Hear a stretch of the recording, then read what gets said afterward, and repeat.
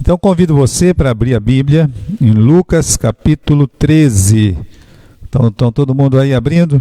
Lucas capítulo 13. Hoje nós vamos terminar o capítulo 13 do livro de Lucas. Tivemos assim muitos assuntos sobre esse capítulo, que é um capítulo muito precioso. Não tem capítulo que não seja precioso na Bíblia. Esse aqui foi de grande instrução para nós, nesse momento de isolamento. Então aqui você pode abrir capítulo 13 e nós vamos para o versículo 21, tá? Até o versículo 31, perdão, até o versículo 35.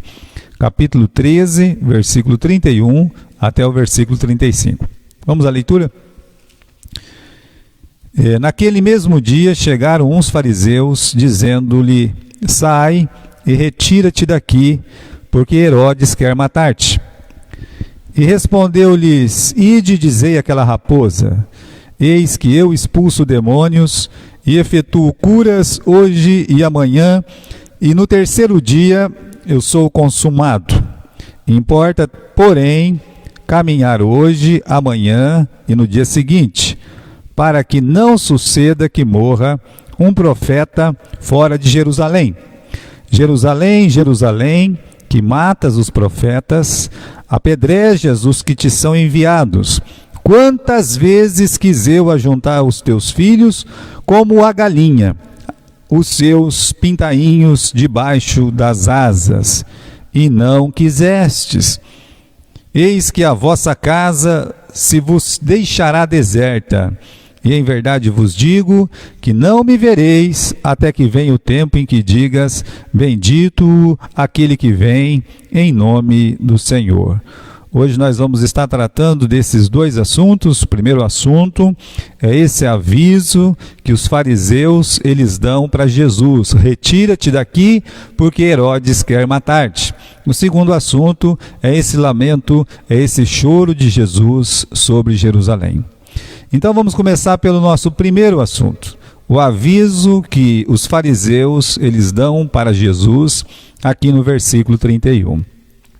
Vamos lembrar que Jesus ele está caminhando, a própria palavra de Deus nos ensina que ele percorria toda a Galileia, passava por um e por outro lado, visitando cidades, executando curas, pregando a palavra de Deus. Então, passando por todos esses lugares, e agora ele tinha um embate aí com os fariseus, e depois de ensinar algumas coisas preciosas, né, de falar da porta estreita, chega esse recado. Veja aí no versículo 31, para o nosso interesse, naquele mesmo dia que ele estava falando, né, da porta estreita, naquele mesmo dia chegaram os fariseus dizendo-lhe: sai e retira-te daqui, porque Herodes quer matar-te. Olha o aviso dos fariseus. Ei, pastor, será que agora os fariseus resolveram ser simpáticos a Jesus? Será que eles estão preocupados com Jesus? Agora eles não querem mais perseguir Jesus, estão até avisando: olha, sai daqui, porque o Herodes, ele quer te matar. Então isso aí é um aviso de amigo, ou será que é mais uma das astutas ciladas que os inimigos armavam para o nosso mestre, para Jesus? Irmãos, que não tem nada de ilegal, que não tem nada de interesse pela segurança de Jesus. Você pode ver historicamente no embate entre os fariseus e o nosso Senhor Jesus Cristo. O que é que nós temos aqui? O que é que nós temos aqui? Nós temos que os fariseus, eles querem armar mais uma cilada para o nosso mestre. O que eles querem é prejudicar Jesus. Então vejam só, né? Por que que eles queriam que Jesus saísse da Galileia e fosse para outra região? Qual outra região Jesus iria? Jesus ele iria para onde? Ele iria para a Judéia. Então você tem que pensar você tem que imaginar o que eles estão pensando. A Galiléia, juntamente com a Pérea, era um território governado por Herodes Antipas, enquanto que a Judéia era governada por Pôncio Pilatos. E qual que é a diferença de Jesus estar na Galiléia ou ele está na Judéia? Tem muita diferença quando você pensa nos fariseus, nos saduceus, na importância religiosa dessa questão. Na Galiléia, os fariseus, os saduceus, eles eram fortes também. Menos fortes do que na Judéia, mas havia uma influência muito grande, devido ter sinagogas nesses lugares. Agora, na Galiléia, eles não tinham força política, eles não podiam fazer muitas investidas, como eles faziam, por exemplo, em Jerusalém ou na Judéia como um todo. Agora, na Galiléia, eles tinham uma restrição. É por isso que eles têm o desejo que Jesus saia da Galiléia, ou seja, saia da jurisdição, saia ali daqueles lugares, daquela região, onde os fariseus, os religiosos, não têm tanta autoridade e não têm tanto poder. Olha, irmãos, quando Jesus foi preso, ele não foi preso na Galiléia, ele foi preso na Judéia. Ele foi preso pelos religiosos ali de Jerusalém, mostrando que eles tinham força política para chegar, por exemplo, no governador e levar um preso para o governador e dizer: olha, você tem que julgar ele porque esse homem é um homem mau. Eles não fariam isso lá na Galiléia, mas eles fizeram isso na Judéia. Esse embate de Jesus e os fariseus, esse não é uma coisa nova quando você lê os 4 evangelhos.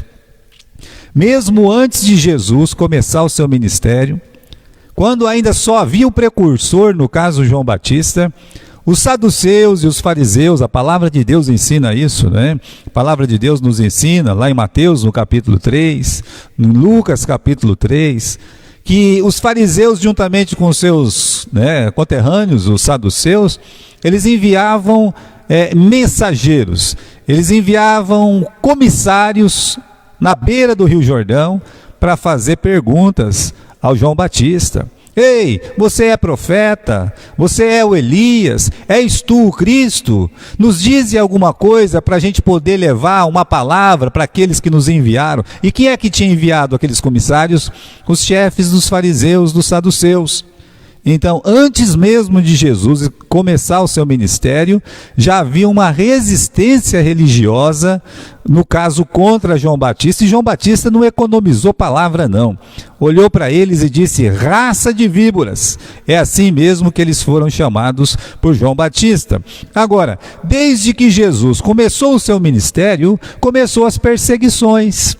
As perseguições, por exemplo, elas tiveram um tempo, quieto. Jesus começou o seu ministério e de repente tem aquele caso do paralítico. Aquele paralítico que foi levado pelos 4 amigos. Então, assim que eles desceram o paralítico e Jesus curou aquele paralítico, ele citou uma frase que foi assim, uma frase mal vista pelos fariseus, pelos religiosos, que foi: olha, perdoados estão os teus pecados. E eles disseram: quem é esse para perdoar pecados? Só Deus pode perdoar pecados. Mas Jesus era Deus, Jesus poderia perdoar pecados. E depois Jesus foi lá num sábado, numa sinagoga, em pleno sábado, e me expulsa um demônio. E depois continuou agindo nas sinagogas, fazendo outras curas durante o sábado. E aquilo foi, meus irmãos, o motivo não somente deles ficarem contra Jesus, se opor ao ministério de Cristo, mas porque ele curava durante o sábado, porque, segundo eles, no livro de João, Jesus violava o sábado. Então, o projeto não era somente odiar Jesus, se opor a Jesus. O projeto era prender Jesus e matar Jesus. Aqui em Lucas, capítulo 3, vamos dar uma olhadinha comigo. Só volte um pouco aí a Bíblia, para a gente poder seguir esse momento, essa crise que se deu entre Jesus, e também o nosso Senhor. Lucas capítulo 3, deixa eu ver se é o capítulo 3 mesmo ou eu estou enganado. Vamos dar uma olhadinha aqui. Isso aqui é no caso de João Batista, né? É Marcos, né? Vamos lá para o livro de Marcos. Se não achar, meus irmãos, às vezes a gente anota errado uma coisa ou outra aqui, tá? E realmente também não é o capítulo 2 de Marcos, nem de 3, não, né? Muito bem, irmãos, mas havia sim, né, uma conspiração contra Jesus, e assim que Jesus ele praticou a cura daquele rapaz no sábado, eu acho que é Marcos capítulo 3, versículo 6, dá uma olhadinha ali, acho que eu encontrei aqui, desculpe, tá? Tendo saído os fariseus, tomaram logo conselho com os herodianos contra ele, para ver como o matariam. Esse é o versículo que eu gostaria de encontrar, com a graça de Deus eu encontrei, até que não foi muito difícil. Mas o que nós temos escrito aqui é que houve esse momento de tirar Jesus de ser uma suspeita para eliminar Jesus. Então quando eles chegam em Cristo e falam, olha, retira-te daqui, porque Herodes quer matar-te, a intenção não é proteger Jesus, é colocar Jesus em um local, num lugar onde eles têm poder político para poder prejudicar o nosso Senhor, e é exatamente isso que vai acontecer na história que segue, essa perseguição que leva até a morte. Então vamos continuar aqui, né? Qual que é o problema que Jesus tem com Herodes? Os fariseus usam o nome de Herodes, mas o Herodes odiava tanto assim Jesus. Eu quero lembrar aos amigos, nossos irmãos, que em momento nenhum, o Herodes, está escrito na Bíblia que o Herodes, ele queria matar Jesus, a não ser aqui, quando os fariseus dizem isso. Então é uma suspeita, tá? Agora, o relacionamento do Herodes com a palavra de Deus não é bom. O Herodes era um homem mau. Era um homem que estava lá dormindo com a esposa do seu irmão, não é? Ele estava ali cometendo adultério, foi chamado a atenção por João Batista, mandou prender João Batista, e aí a Herodias, né, que era sua amante, mandou cortar a cabeça do João Batista através da sua filha. O que ele fez? Mas ele fez pesaroso. A palavra de Deus diz que ele ficou muito triste com esta palavra. E quando Jesus apareceu pregando, fazendo curas, milagres, a Bíblia diz que o Herodes achava que Jesus era a reencarnação do João Batista. Não acredito na Bíblia, acredito em reencarnação, não é verdade? Então, ele imaginava e ficava com medo. Ele era meio temeroso a respeito disso. Agora, quando Jesus e eles se encontraram, no final do ministério de Jesus, no último dia que Jesus ele atuou, antes da sua morte, quando ele foi preso, e Pilatos mandou ele para Herodes, a palavra de Deus diz que Herodes ficou contente, é isso mesmo, né? A palavra de Deus diz que Herodes ficou contente em vê-lo, porque esperava ver algum milagre, e Jesus, ele não fez nenhum milagre. Aliás, meus queridos irmãos, Jesus ele nunca conversou com Herodes, ele ficou quieto, não respondeu nenhuma palavra, porque Herodes estava ali com aquele sarcasmo todo. Só que tem uma coisa, Herodes teve a oportunidade de matar Jesus como rei, ali naquele momento, e ele não o fez. Então é só para vocês verem a gravidade dessa frase. Qual frase? Retira-te daqui, porque Herodes quer matar-te. Herodes não queria matar Jesus, era mentira dos fariseus, muita mentira. Agora, Jesus e os herodianos não gostavam de Jesus porque era um partido político. E toda vez que a pessoa se mete com a política, tomando um partido, né, e em vez de tomar valores, ele toma um partido, ele se torna uma pessoa egoísta. Ele só vai ficar com um lado, ele não consegue ver razão. Então os herodianos, eles tinham um lado, que era o lado de Herodes. Herodes mesmo não queria matar Jesus, mas os herodianos, juntamente com os fariseus, se pudessem, teriam matado Jesus. Vocês lembram que eles foram tentar Jesus, juntamente com os fariseus. a respeito da questão do tributo, não é? É lícito pagar tributo ao César. Era uma forma de instigar, uma forma de provocar, uma forma de tentar levar Jesus a se contradizer contra as autoridades civis. E Jesus simplesmente pegou a moeda e falou assim: olha, de quem que é essa cara aqui? Ah, é do César. Então dá a César o que é de César e a Deus o que é de Deus. E ele pagou o imposto. Agora, irmãos, com os herodianos era uma questão política.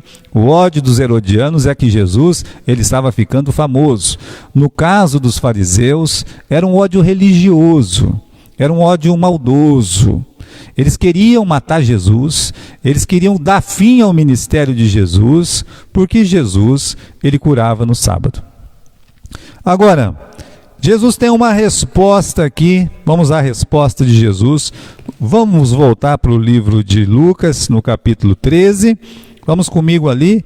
Então, capítulo 13, versículo 31. Encontrou? Se encontrou, vamos ali. Naquele mesmo dia chegaram os fariseus, dizendo: sai, retira-te daqui, porque Herodes, ele quer matar-te. Respondeu Jesus: ide dizei àquela raposa. Vai lá falar com aquela raposa. Vamos aos poucos nessa resposta de Jesus. Vamos pegar essa frase aqui. Dizei àquela raposa. Teria sido Jesus indelicado, mal educado, provocativo, quando ele olha e chama Herodes de raposa? Teria o nosso mestre faltado com a educação? Ou se hoje eles diriam que ele está politicamente incorreto, onde já se viu, falar uma coisa dessa para uma autoridade, chamar o rei de raposa, abaixo Jesus, né? Vamos crucificá-lo antes da hora. Estaria Jesus usando de um palavrão aqui contra o Herodes? Não. Absolutamente. Jesus, ele não está usando de palavrão nenhum. Jesus, ele estava sendo sincero. Olha, aos hipócritas, ele chamou do quê? De hipócritas. Escribas e fariseus hipócritas. Eram hipócritas e foram chamados de hipócritas. Aqueles vendedores no templo foram chamados de mercenários. Por quê? Porque eles eram mercenários. Eles estavam fazendo do templo um mercado, um empório, uma venda. Então Jesus não falou nada demais, chamou eles de mercenários, chamou os fariseus e os saduceus de hipócritas. Jesus, o bode ele chama de bode, a ovelha ele chama de ovelha. O traidor ele vai chamar, olha, com um beijo me traz, está me traindo, correto? Mas aos apóstolos chamou de irmãos, chamou de amigos. Então Jesus ele chama a pessoa do que ela é. E aqui o Herodes era sim uma raposa.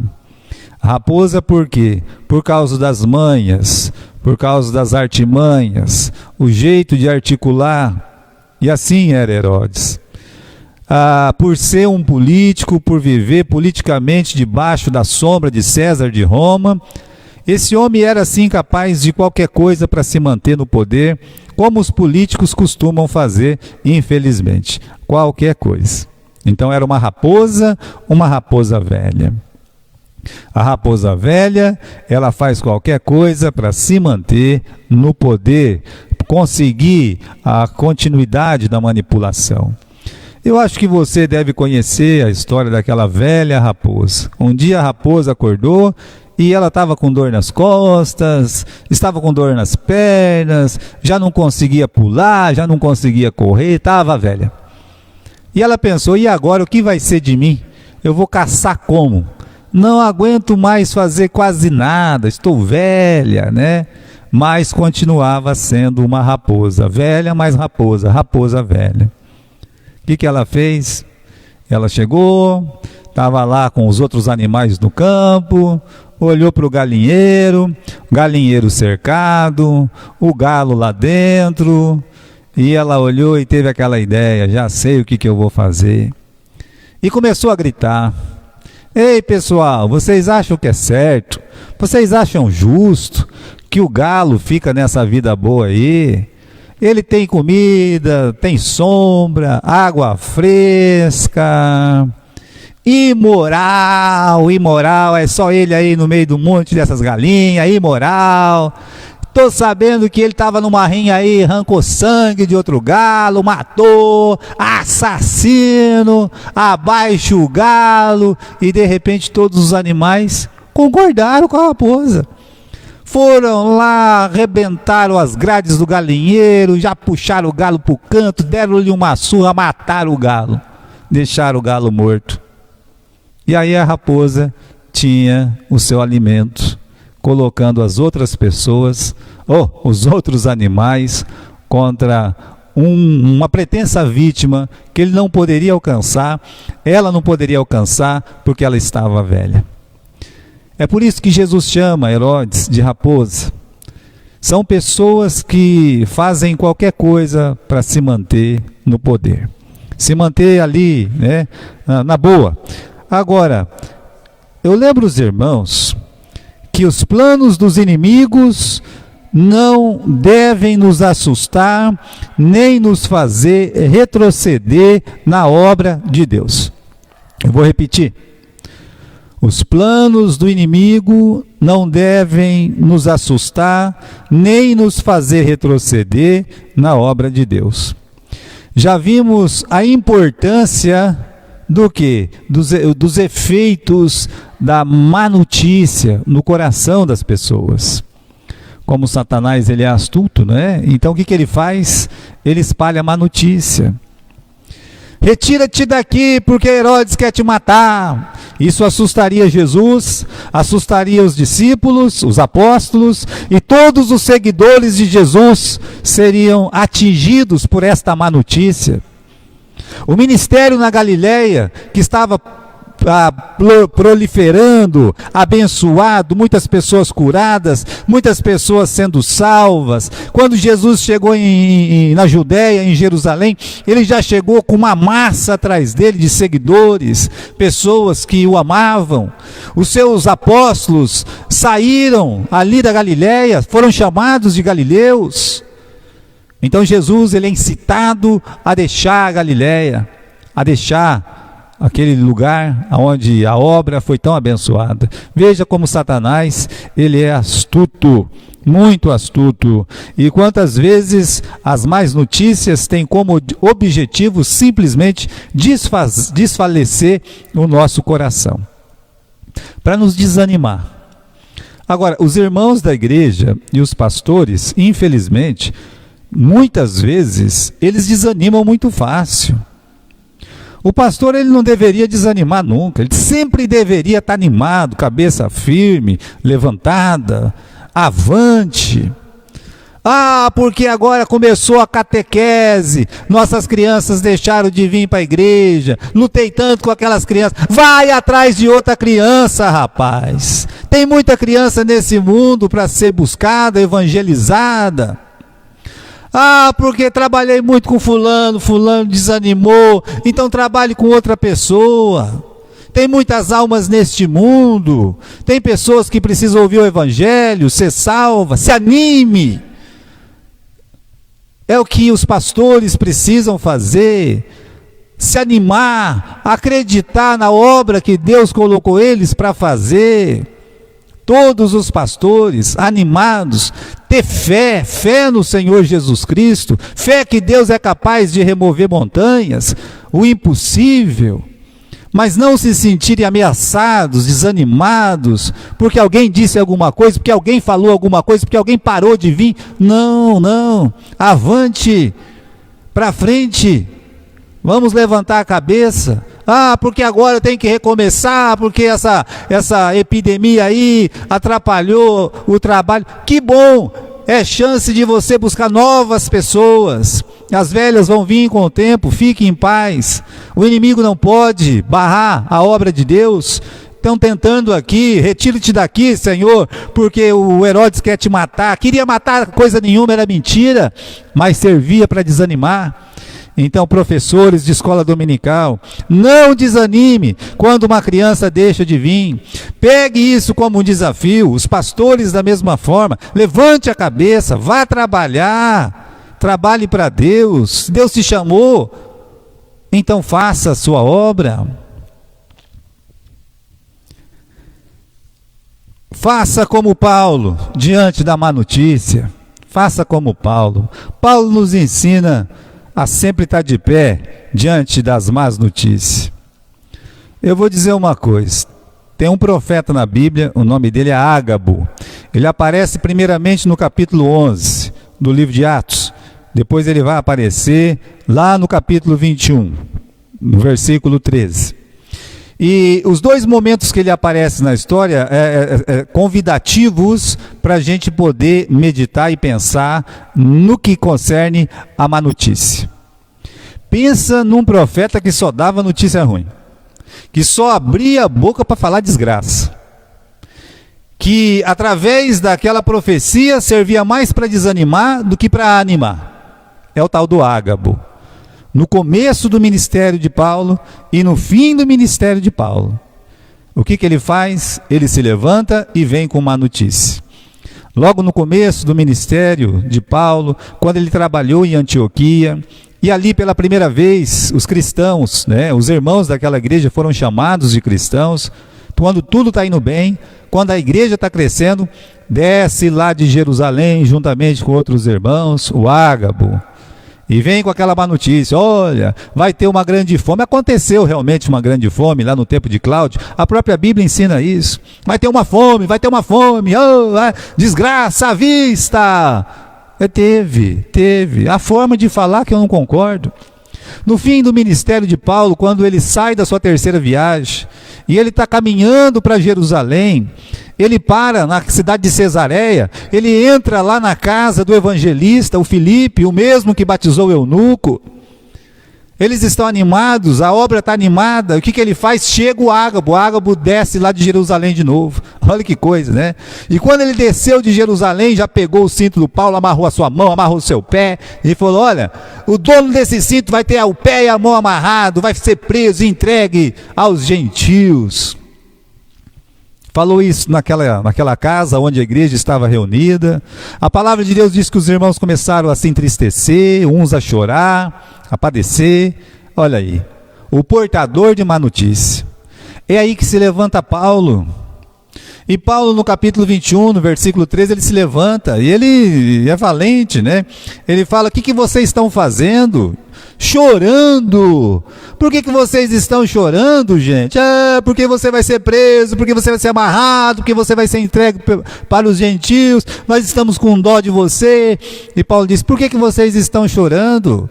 Eu estou pronto, não somente a ser preso, eu estou pronto para quê? Para morrer em Jerusalém, pelo nome do Senhor Jesus Cristo. Aí não aparece mais o Ágabo desaparece, o portador de notícia ruim desaparece. Ele disse, eu não estou pronto somente para ser preso não, já que você foi preso, né? Mas eu estou pronto para morrer pelo nome de Jesus Cristo. Então, quando alguém quiser tirar você da obra, tirar você do trabalho, porque vem uma má notícia, por ameaças, lembre-se disso, né? Que os planos dos inimigos não nos assuste e nem nos faça retroceder na obra de Deus. E então Jesus disse, dizei àquela raposa, vamos voltar para o capítulo 13, versículo 31, né?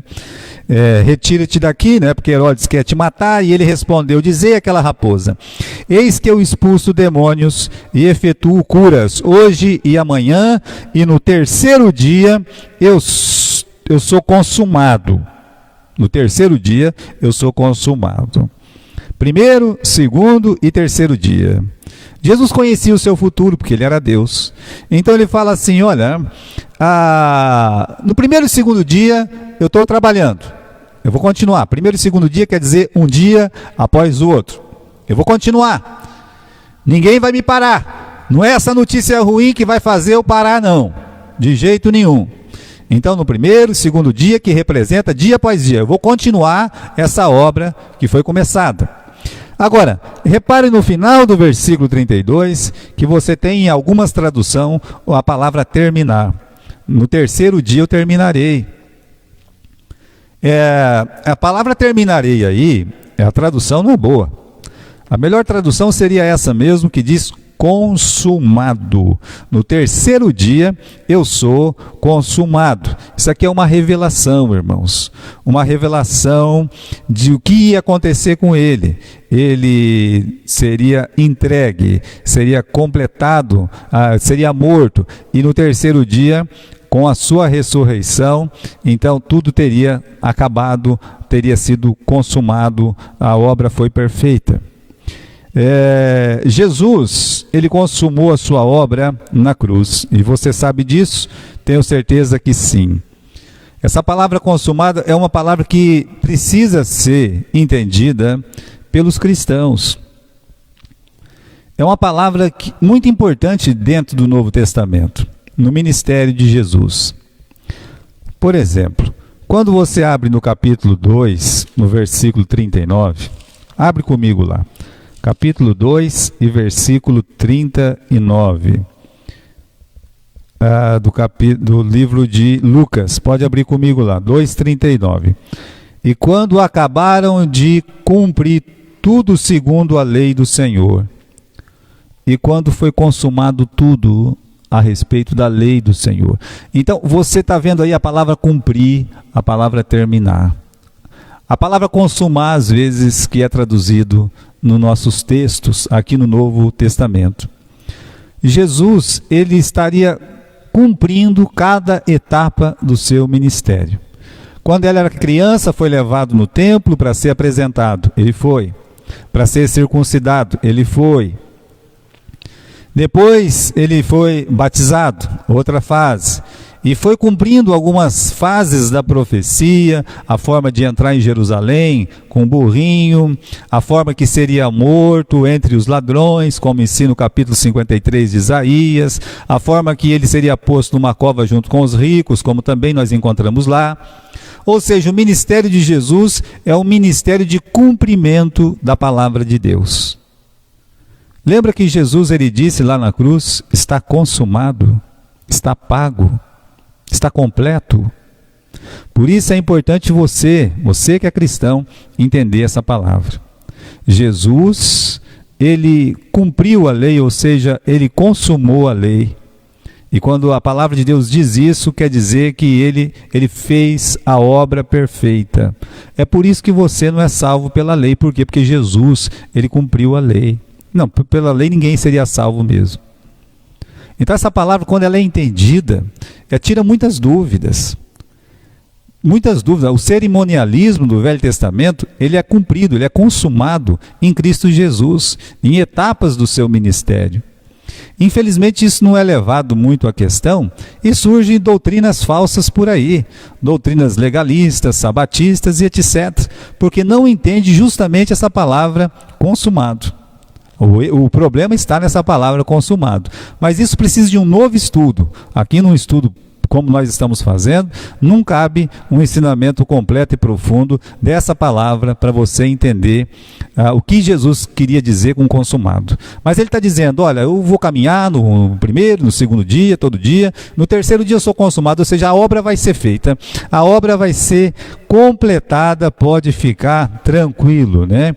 Mostrando para nós o seguinte, voltando lá para o capítulo 13 então, que todos os poderes deste mundo, eles são incapazes de tirar a nossa vida até que Deus permita. Vou repetir, né? Todas as forças, todos os poderes deste mundo são incapazes de tirar a nossa vida até que Deus permita. Olha para a vida de Jesus. Eles tentaram matar Jesus lá em Nazaré, vocês estão lembrados, tentaram jogar ele lá do precipício, não conseguiram. Eram muitas pessoas, Jesus estava sozinho, mas eles não conseguiram. Por 2 vezes pegaram pedras para atirar em Jesus e ninguém conseguiu atirar nenhuma pedra. Por quê? Porque não era chegada a sua hora. Mas quando chegou a sua hora, e mesmo Jesus dizendo, Pai, afasta de mim este cálice, mas que seja feita a tua vontade, não a minha. Quando chegou a hora, então Jesus, ele foi entregue, ele mesmo se entregou. Mostrando para nós que enquanto não chegar a nossa hora, irmãos, enquanto cada um de nós, cada crente, cada servo de Deus, não cumprir os propósitos do eterno, não cumprir os propósitos que Deus tem para a sua vida aqui neste mundo, você é imortal. Você não vai morrer enquanto Deus não permitir. E Jesus também, ele está mostrando isso. Eu caminho hoje, eu caminho amanhã, lá no terceiro dia a obra vai ser completada, né? É por isso que Paulo dizia a respeito das suas perseguições, ele fala, olha, Deus de todas me livrou. Ele teve ali para ser morto em Listra, teve para ser morto em Éfeso, teve para ser morto em Coríntios, teve para ser morto em Roma, mas ele diz, Deus de todas me livrou, de todas. E assim vai ser conosco, imortais, até que Deus termine a sua obra para conosco. E aí, finalmente, para a gente estar terminando o nosso estudo, Jesus diz, Jerusalém, Jerusalém. Vamos lá comigo? Versículo 34. Jerusalém, Jerusalém, que matas os profetas, apedrejas os que te são enviados. Quantas vezes quis eu ajuntar os teus filhos, como a galinha junta os seus pintainhos debaixo das asas, e tu não quisestes. Bom, primeiramente, Jesus ele tem uma forma diferente de tratar Jerusalém do que ele tratou, por exemplo, Cafarnaum, quando ele fala, ai de ti, Cafarnaum, né? Ai de ti, Betsaida, ai de ti, Corazim. Ele reconhece Jerusalém, Jerusalém, Jerusalém. Para nenhuma outra cidade, Jesus se referiu dessa forma. Eu lembro os irmãos que Jerusalém é a cidade eterna, né? Ele falou de outras cidades, mas com esse amor, com essa atenção, ele nunca disse. Jesus ele fala de Jerusalém, mas ele lembra as más obras de Jerusalém. Mataram os profetas, apedrejaram os que te são enviados. Quantas vezes isso se repetiu na história de Jerusalém? Jesus até citou o profeta Zacarias, né, que foi morto entre o altar e o templo. O próprio Senhor Jesus seria assim açoitado, humilhado, surrado, morto ali em Jerusalém. Por isso ele disse, matas os profetas e apedrejas os que te são enviados. Então Jesus fala da má obra de Jerusalém, mas Jesus também fala do desejo de Jerusalém, né? De Jerusalém, do seu próprio desejo a respeito de Jerusalém. Jesus diz assim, quantas vezes eu quis ajuntar os teus filhos, como a galinha junta debaixo de suas asas os seus pintainhos. O desejo de Jesus era salvar as almas daquelas pessoas. É a vontade de desejo de Deus. A vontade de desejo de Deus é diferente da vontade de decreto de Deus. A vontade de decreto é, olha, quem não crê será condenado, é um decreto. Quem crê será salvo, é um decreto. A vontade, o desejo, meus irmãos, de decreto, ele se executa. Se uma pessoa morrer sem Cristo, vai ser condenado. Agora, quando nós temos aquela vontade de Deus, mas é no sentido de não ser um decreto, né? Você encontra, por exemplo, esse momento de Jesus dizendo, eu quis te ajuntar, correto? Mas você não quis. Ou seja, nem tudo que Deus deseja, Ele faz. Porque Ele mesmo se limita e se permite a não fazer. Isso é um outro estudo também. Mas você precisa olhar para o que Jesus está dizendo e ver, olha, houve desejo, né? Mas Jesus não executou o seu desejo, eles não quiseram. Meus irmãos, a salvação passa por isso também. Às vezes a pessoa ela fica tão cega dentro de um plano de salvação enquadrado em 4, 5 pontos, e ele se esquece dos demais pontos dentro das Escrituras. Nesse caso aqui, por exemplo, Jesus ele está dizendo, olha, eu quis te ajuntar, mas tu não quisestes. Você não quis vir a mim. Jesus disse para os judeus, não quereis vir a mim para terdes vida. Eles não quiseram. Essas pessoas rejeitaram a palavra de Deus. Essas pessoas rejeitaram a Cristo como Salvador. Então Jesus ele tem um pesar por Jerusalém, é o pesar da rejeição que vai resultar na condenação, a condenação de Jerusalém. Então Jesus ele fala do seu desejo, Jesus fala de como eles rejeitaram o Evangelho, não quiseste, e Jesus também fala da punição a respeito de Jerusalém. Qual seria a punição? Está no versículo 35. Eis que a vossa casa vos ficará deserta. Vocês, a cidade de Jerusalém, estaria entregue aos chacais. Isso aconteceu, irmãos, depois da invasão dos romanos em 70 depois de Cristo. 40 anos depois que Jesus disse essas palavras, o Império Roma foi lá e destruiu completamente a cidade de Jerusalém. Foi assim, foi fatal. Destruição do templo, destruição das casas, ficaram desertos. A cidade ficou deserta. A palavra de Deus se cumpriu. A palavra de Deus sempre cumpre. Mas olha a palavra de Jesus antes. Eu quis te ajuntar. Eu quis te salvar. Mas tu não quiseste. Veja que essa é a palavra para muitas pessoas hoje. Para muitas pessoas. O desejo de Deus de salvar. O desejo de Deus é a vontade de Deus que todos os homens sejam salvos e venham ao pleno conhecimento da verdade. É o que a palavra de Deus diz lá em Timóteo. Deus disse isso. Mas e as pessoas querem vir a Cristo? Veja esse mundo, mesmo numa pandemia como essa, as pessoas, em vez de se aproximar de Deus, muitos crentes vão se afastar de Deus. E é verdade também que muitos incrédulos vão crer em Deus. Vão crer em Deus porque sabe que não tem outra chance, porque sabe que só Jesus Cristo pode dar um jeito. E quando a pessoa encontra Cristo, ela encontra a solução para todos os problemas da sua vida. Jerusalém é uma cidade querida, mas que foi destruída. Foi destruída por quê? Porque não ouviu a palavra de Jesus. Por 3 vezes no ministério de Jesus, ele esteve em Jerusalém. Foi muito mais de 3 vezes. Mas pelo menos em 3 vezes, hoje é a Páscoa, Jesus participou de 3 Páscoas.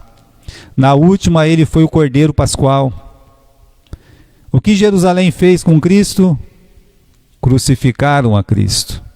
Era o grito daquele povo incentivado pelos religiosos que diziam crucifica-o, crucifica-o. Jesus de braços abertos na cruz querendo salvá-los e eles em perdição. Você que está ouvindo essa palavra, esse evangelho, você que está ouvindo a mensagem da cruz, você precisa receber a Cristo.